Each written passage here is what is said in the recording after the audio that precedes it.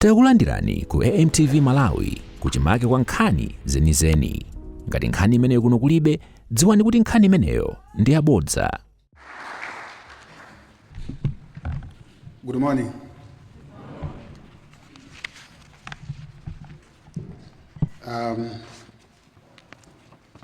I'm pleased to acknowledge the presence of Dr.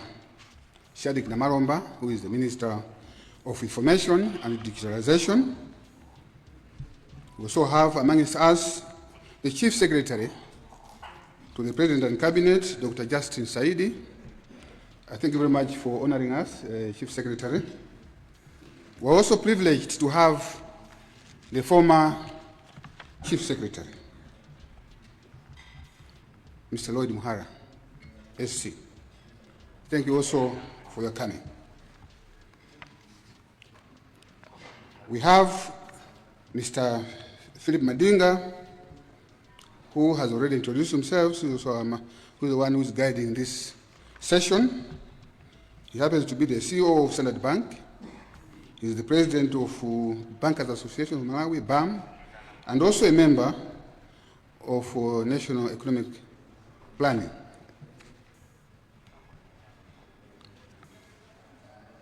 Let me also recognize the presence of Professor Nkandawire, the chairperson of National Planning Commission. We have the governor of the Reserve Bank of Malawi, Dr. George Patrick. I'm sure we all know George, with very wide experience, knowledge. I want to thank you for the input and the support you're giving. And also your two deputies, Mr. Matanga and also Iskisu Smwaka, the Deputy Governor. We have Council Felix Tamblas, who is the Commissioner of the Malawi Revenue Authority. And also we have a number of principal secretaries that are amongst us. I just want to recognize you. But on a special note, let me also recognize Mr. Patrick Kabambe, who was the CEO of PP's Commission, but now is the PS for Economic Planning and Development. Your Excellencies, we have amongst us the United Nations Regional Coordinator, Madam Rebecca Ada Don't. I hope I'm right. And then we also have His Excellency, the Ambassador of Japan, His Excellency Naito Yasushi.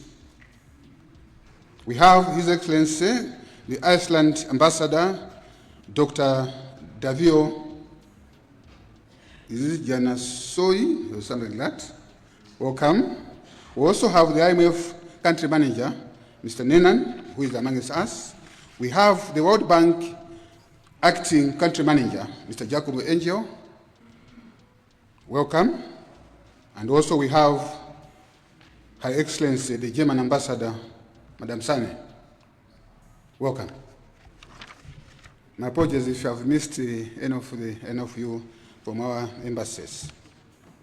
We also have amongst us Dr. Betha Bangara Chikaza, who is the president of Economic Association of Malawi, and also is the lecturer, senior lecturer in the University of Malawi.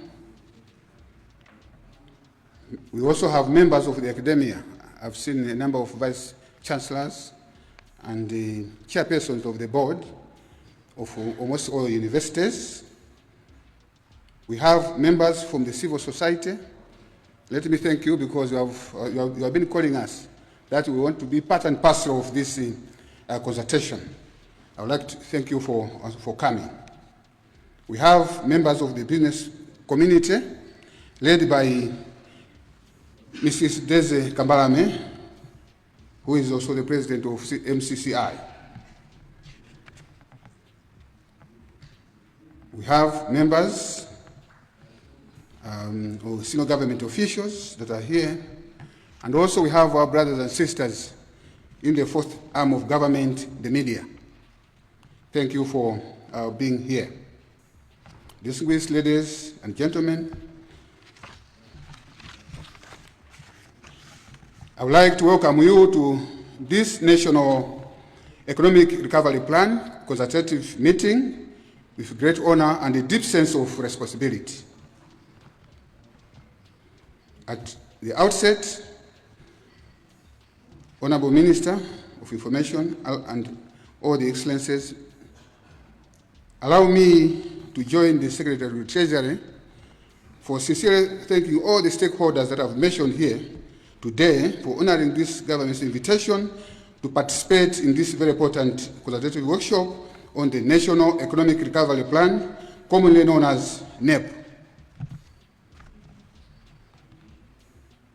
I'm quite excited because there were some people who did not believe we have it. They thought that when we were saying we have the National Economic Recovery Plan, we are just talking about it. I've seen in the comments, but I'm sure now we are here. We have the document. We want you to validate it so that together we can implement this very important document.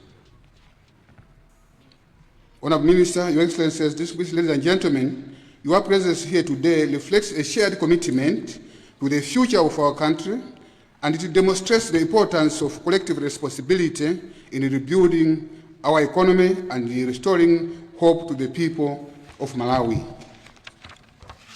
Honorable Minister, Your Excellencies, distinguished ladies and gentlemen, let us be honest with ourselves as a nation, because we need to be honest and candid about it.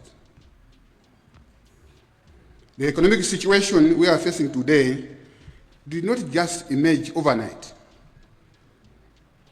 It never just came overnight. The challenges we are confronting today,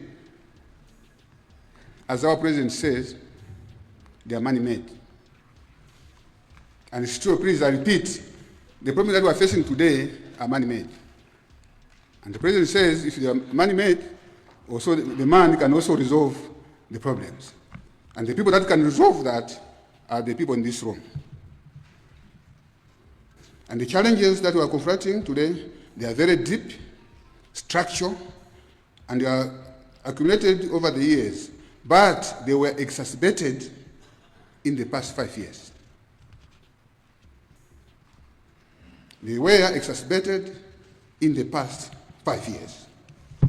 This gathering is therefore more than a symbolic exercise or a fulfillment of a campaign promise. It is not. It is a decisive step in our collective responsibility to reset Malawi's economy, restore confidence, and build the prosperous future we all envision.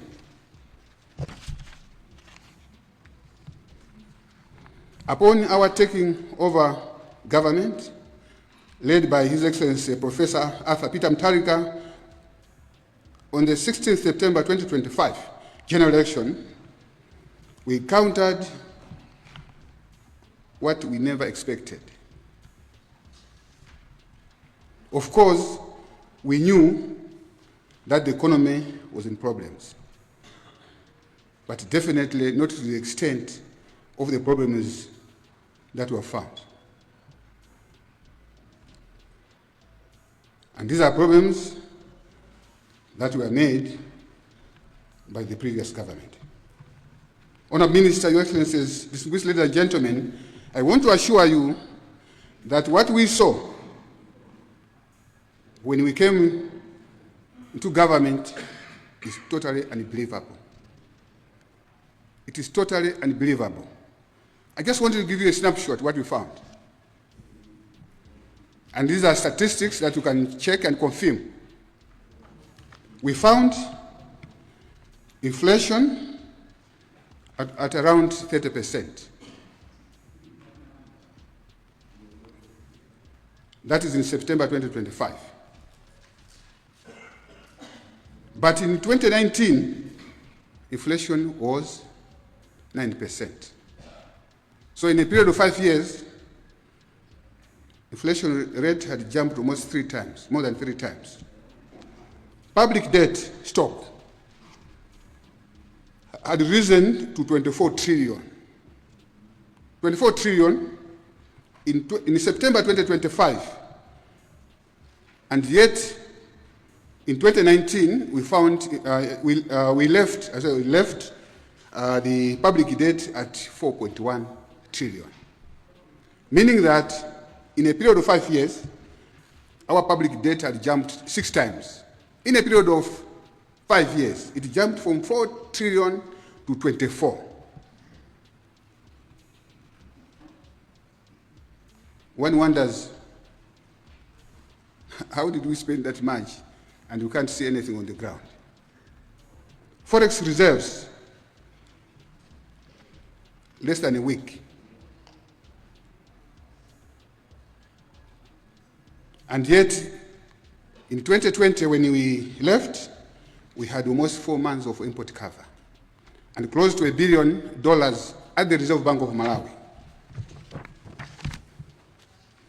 Food insecurity, at that time in September 2025, and this was also reported by the ministry then, that we had 4 million people that were exposed to hunger. And as we know, in 2019, yes, there was food shortage, not up to 4 million. The statistics shows us that we had almost 1.8. We also had a widened fiscal deficit at 12% in 2025, when it was 6.5% in 2019.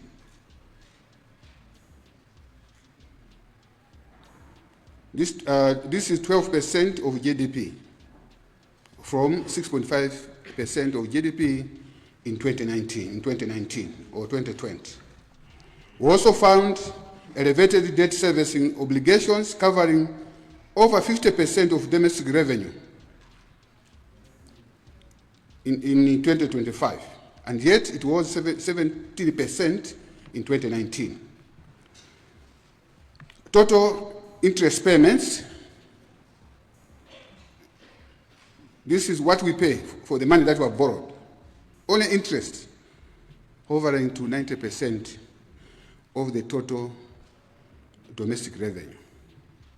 Meaning that out of the taxes that we collect, out of the non-tax revenue that we collect, the charges and fees, put together, 90% of that we are paying interest for both domestic as well as foreign.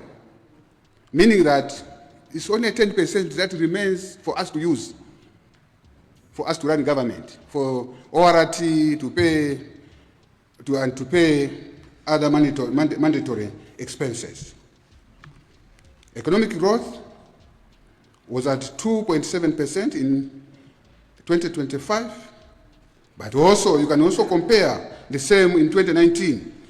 Our GDP was 5.8% in 2019, despite that during that time we had COVID. And also, I want you to take note that the statutory expenses, these are salaries, wages, pensions, and gratuities, they consume 90%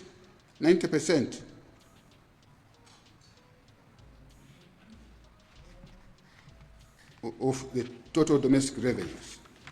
So these developments have negatively affected households, businesses, production systems, and service delivery. Let me now ask us who are in this room, in this situation that I've just presented here, where you have a debt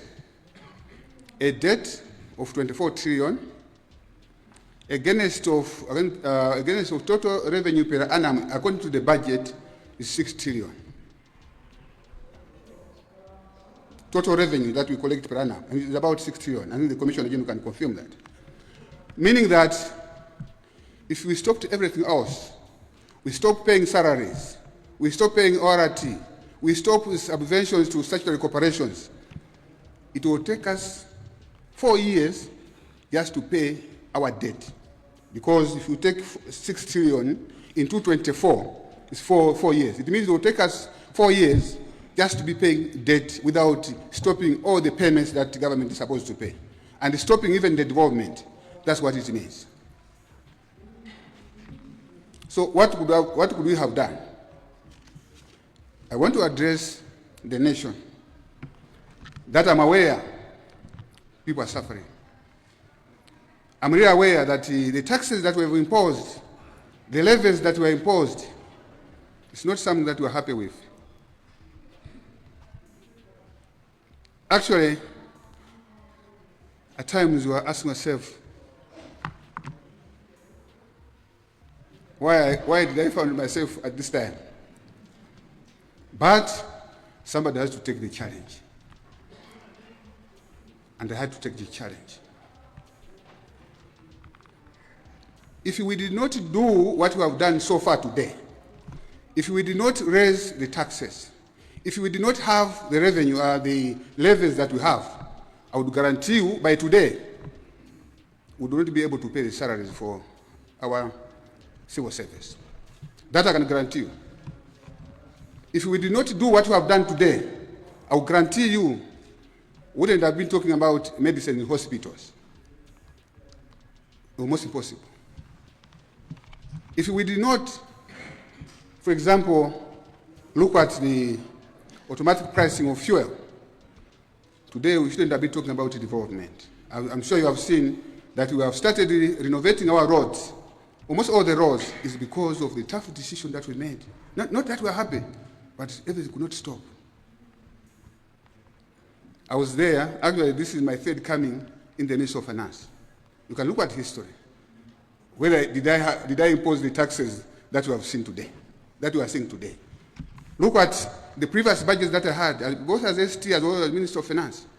We never had the levies that we have today. It is because of the situation that we found. I know I've had interaction with a number of stakeholders, including NGOs. They are telling us remove the levies, reduce the fuel. But then the choice that we need to make today, we need to make a decision today as Malawians that we should forget development, we should forget having our people paid salaries, we should forget having medicine in hospitals, and stop everything else so that we are happy. I don't know whether we would have chosen that route. But the beauty that the taxes that we have imposed, the levies that we have imposed, they are mostly targeting the haves, those that have, so that the people in the village should also benefit. To me, I take this period as temporary. I don't think it is here to stay. But it depends on this, us to do this. What also surprises me is that the very people that have destroyed this country in the past 5 years are the same people now saying, why are we in this situation? And we are clapping hands for them. And we are happy. And yet the statistics are here. They have destroyed this economy. We are suffering today because of the very people. And yet we clap hands for them, we support them in the name of politics. It will never help us. We must be realistic. Let's state the facts as they are and then deal with the issues, reality. Let's take out politics aside, because our president has said, this is no time for politics. This is no time for campaign. This is the time to restore our economy. So, Honorable Minister, Your Excellency, distinguished ladies and gentlemen, today we are here to begin honest, solution-driven discussions about our challenges and opportunities. Our nation is at a pivotal moment, and the choices we make now will determine the trajectory of our economy for the generation to come. As a Minister of Finance, Economic Planning and Decentralization, I have the honor, and I would like to thank my President for giving us the go-ahead to have this consultative meeting on the theme, Resetting Malawi, Restoring People-Centered Macroeconomic Growth and Prosperity. This theme reflects our shared commitment to creating an economy that is resilient, inclusive, and built on sustainable and inclusive growth. It is an invitation to all stakeholders to contribute their expertise, ideas, and dedication to the national effort. Malawi is at a crossroad in our development agenda. The challenges before us are stark. The economic distress we face today is undeniable. However, our collective resilience, ingenuity, and determination have always driven our nation's progress. We are not here merely to recount on our struggles, nor are we here to resign ourselves to the economic stagnation. We are here to seek solutions, adopt strategies that will put us on a sustainable growth trajectory and ensure that we build an economy that works for every Malawian. This is not just another policy discussion. It is an urgent call to action, a crucial moment for us stakeholders to unite with purpose and resolve the challenges we have. We have also gathered here in order to create a powerful platform on which government officials, policymakers, business leaders, economists, industrial experts, development partners, and other key figures that are in this room to come together and shape the future of Malawi. The insights, the diverse perspectives, and the actionable recommendations that emerge from this discussion must transcend theoretical frameworks and drive real and impactful decisions that will guide our nation forward. Throughout our engagement, we also focus on practical strategies to restore macroeconomic stability and pave the way for long-term economic transformation. This includes developing policies that stimulate economic growth and create sustainable job opportunities for the rapidly growing population. I don't know whether, fellow Malawians, I don't know whether I've considered this, the level of unemployment that we have. The young men and women that are graduating from universities, almost every year is almost 500,000 people. 500,000 every year they are graduating and they have no jobs. Every other year, 500,000. What will happen if we don't address this problem? It's a time bomb. It's a time bomb. And these young men, they may be angry with us, particularly us that are in this room, not government, but all of us. And also, I don't know whether we are aware that our economy is growing at a lower rate compared to population.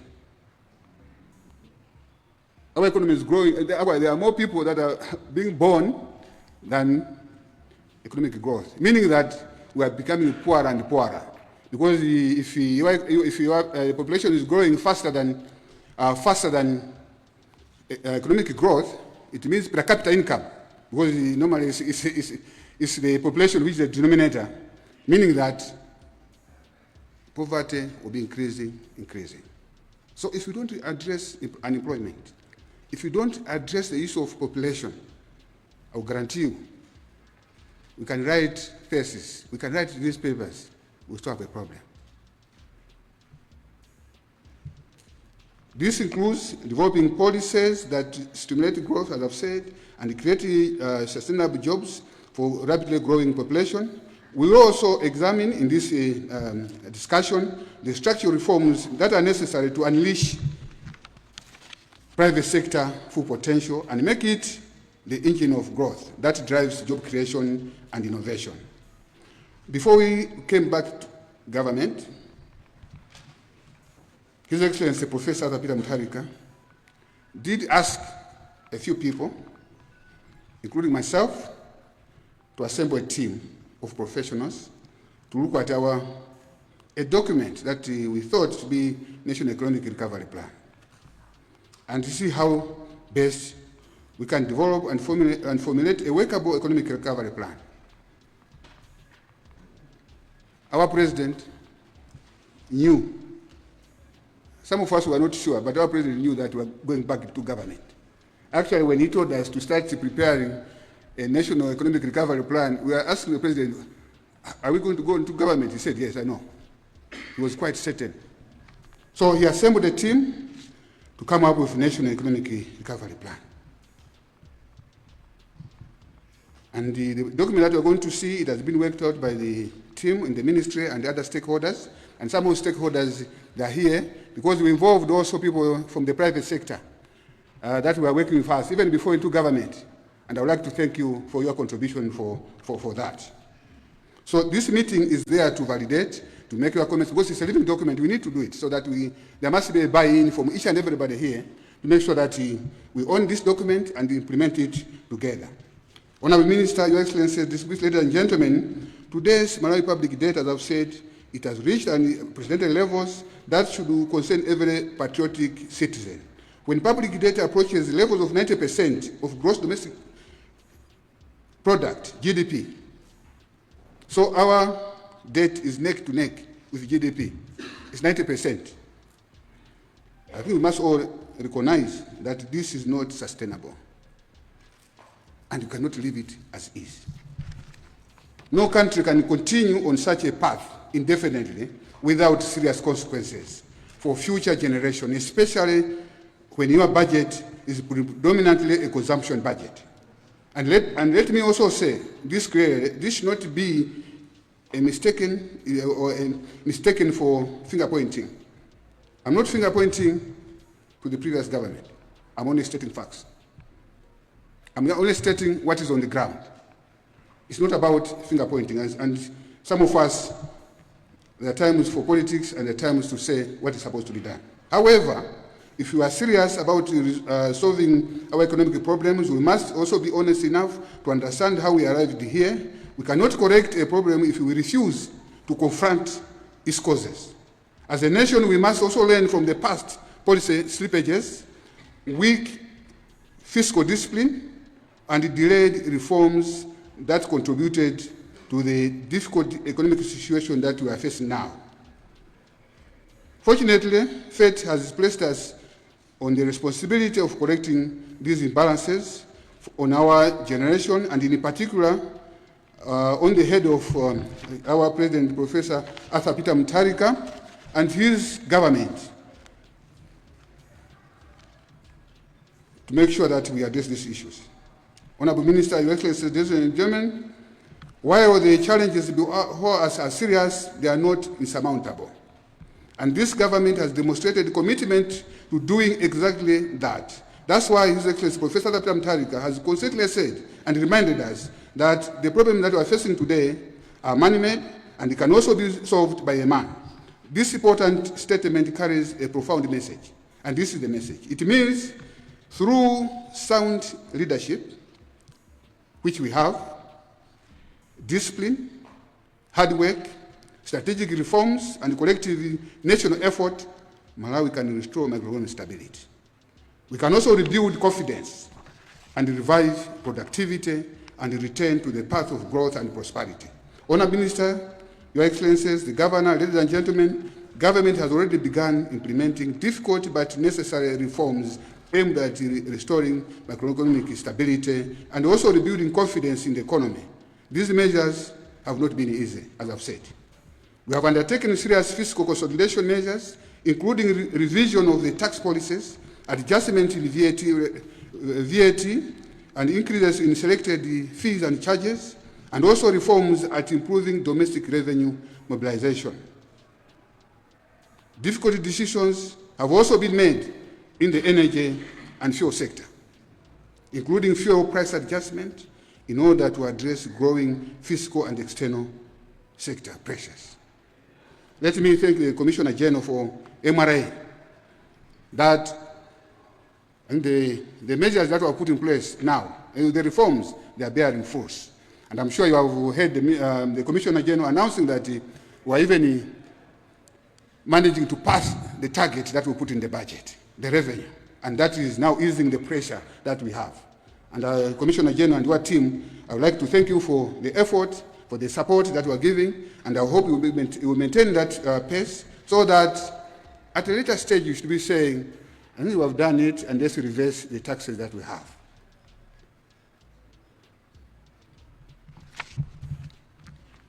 Government fully recognizes the impact that these measures are having on households, businesses, transport operators, farmers, and construction sector. We are fully aware, and we fully understand it, and we are very sympathetic about it. We understand the pressure that rising costs are placing on ordinary Malawians. Honourable Minister, Your Excellencies, distinguished ladies and gentlemen, and all Malawians watching or listening to us today, I would like you to know the fact that government has taken these difficult decisions, demonstrating seriousness, commitment, and willingness to confront reality rather than postpone problems for the future generation, which our friends have done. I'm sure you agree with me that we wouldn't have been in this situation if we had adjusted fuel way back. But because we delayed to adjust the fuel, that's why we have this huge adjustment. That's why we have a lot of debt in the oil industry. I'm sure some of you that are coming from there. We have 1.4 trillion debt or under recoveries by Nokima, together with the Mera. And if you can ask all our oil marketing companies, be Total Energy, Puma, they will tell you that there are huge areas that have been created just because we delayed to make the right decision at the right time. That's why I like I think there was a monitor that was done by the World Bank, the cost of inaction. I still remember that, the cost of inaction. We're here today, we have some of these problems because of failure to make a decision at the right time because of politics. I know why you are not doing it. That's why we are in this situation. Honourable Minister, my apologies, I will take a bit of time, but I'm almost concluding, but it is important that I should highlight the facts as they are. Honourable Minister, Your Excellencies, ladies and gentlemen, there comes a time when a nation must choose between temporary discomfort associated with reforms and permanent economic decline caused by inaction. It is a common knowledge, and you can agree with me, that the immediate past administration chose the latter. They chose inaction. This National Economic Recovery Plan that we are discussing today is therefore not built on promises of easy solution. It is built on realism, discipline, sacrifice, and implementation. The recovery agenda further also recognizes the importance of returning investor confidence, improving productivity, supporting exports, strengthening food security, and creating an enabling environment for the private sector-led growth. Besides, it also aligns to the Malawi Agenda 2063, as Philip also alluded to. It doesn't conflict. This Nerp actually complements what is in the agenda, Malawi Agenda 2063, in terms of philosophy and in terms of aspirations. And in addition to that, this Nerp also is consistent with our manifesto, the DPP manifesto, because the two are supposed to talk to each other. The recovery framework also recognizes the importance of decentralization and people-centered development by ensuring that development reaches communities and rural areas across the country. That's why today we are talking about CDF, Constituency Development Fund, almost 1.4 trillion, and that money is going to the rural areas to develop those areas. And I know there are some that are doubting that will not implement it. I want to guarantee you, CDF is here to stay. It will deliver what our president promised, and so that the people out there, the people in the rural areas that are suffering today, they should be able to see a difference, a change in life. And for them to realize that they made the right decision to make our president, Professor Tarika, their state president. Economic recovery also requires sacrifice, discipline, and commitment from all of us. There are no shortcuts to rebuilding an economy. The reforms that we are proposing may require difficult decisions and prioritization of scarce resources. However, these reforms are necessary if you are to restore stability, build confidence, and create opportunities for future decisions. There are some who don't believe that we still have problems. They're still demanding. They're still demanding certain things that they think they get. We understand it. But unfortunately, it's difficult to meet all the requirements of each and everybody. And I want the support from you. Government alone cannot achieve the recovery agenda. We require support and participation of the private sector, development partners, financial institutions, professional bodies, academia, civil society, the media, and all patriotic Malawians. This recovery plan belongs to all Malawians. It is therefore our expectation that today's consultation will generate constructive ideas, practical recommendations. Let me repeat, practical recommendations. We have always said, actually, there are certain statements we always say. We say the private sector is the engine, and you have said it all along. We still believe that we need to make sure that we export more than we import. This is what we have been saying all the time. And I'm sure in many papers, in many presentations, but what we're saying, what is that we need to do to achieve that? That's the question that we are here. Don't tell us theory that we already know. That even the one who is at the university now, in school now, knows that we need to export more than what, right? Everyone knows that we need to do value addition. Don't come and tell us the obvious. Can you come here and tell us what is it that we need to do to address the challenge that we have? This is just my request. My colleagues that are going to make a presentation, please don't give us theory. Give us practical solutions that we need. Time for theory, time for speeches and all that is gone. That's why some of us almost, me and the team at the Ministry of Finance, together with the Reserve Bank, we hardly sleep just to resolve the challenge that we have. You come to the Ministry of Finance at 8 o'clock, you find everybody's in the office. You'll be wondering what you are doing, just because to address the challenges that we are facing today. Maybe I've said a lot. I need to conclude to give time. I'm sure the Master of Ceremony is looking at me. Now there are questions that we need to ask ourselves, the difficult questions that we need to ask ourselves. But perhaps the bigger question in this, if you are all recognize that these challenges, what must we do now and do it differently to unlock the potential that we all know Malawi has? What should we do differently now? Because we can't be saying the same thing all the time, as I've said. This is why the current recovery plan is very important.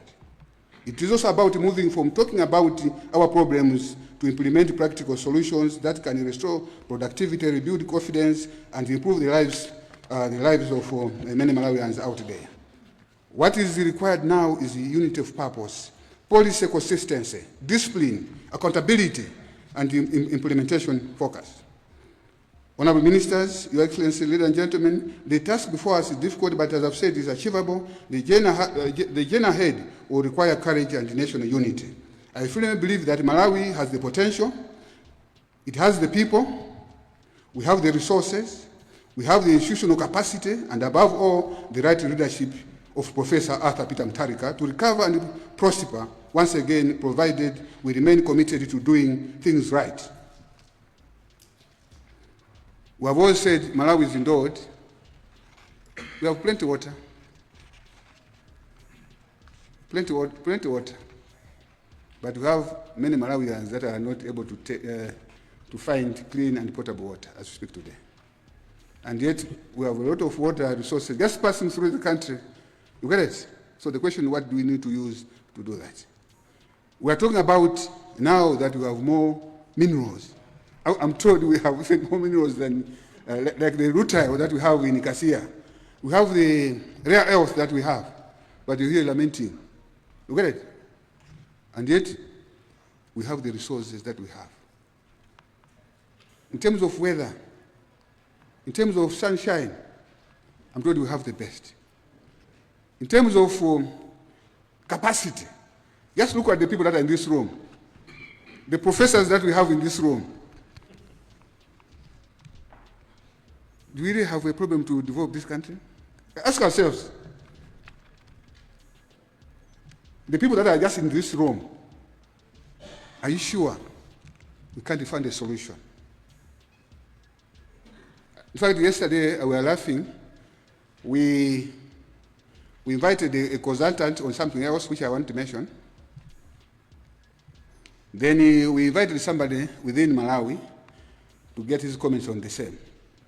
Okay, we were saying, by the way, I think we should have invited this one, the local one, as our consultant. There's no reason at all to get this one from outside, meaning that there's a potential locally which we can nurse and which we should harness going forward.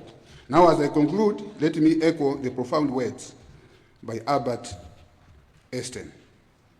He said, in the midst of every crisis lies great opportunity. I repeat, in the midst of every crisis lies a great opportunity.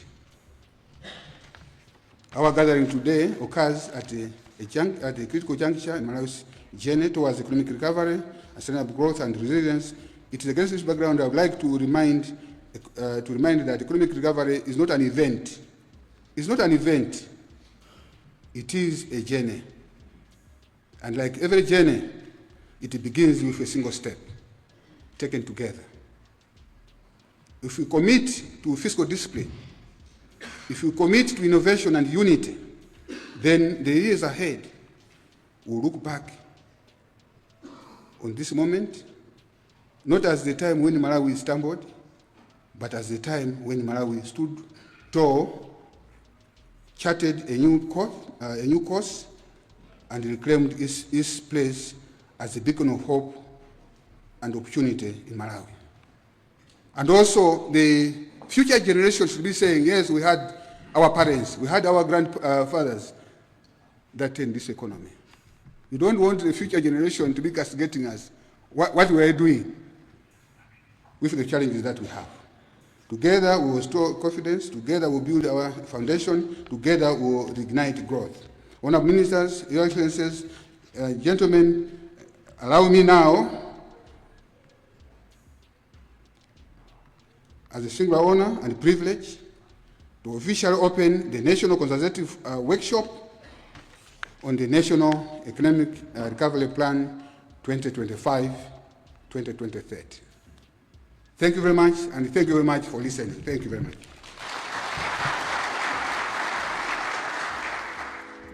Osaiwala kupanga subscribe ku channel ya AMTV Malawi.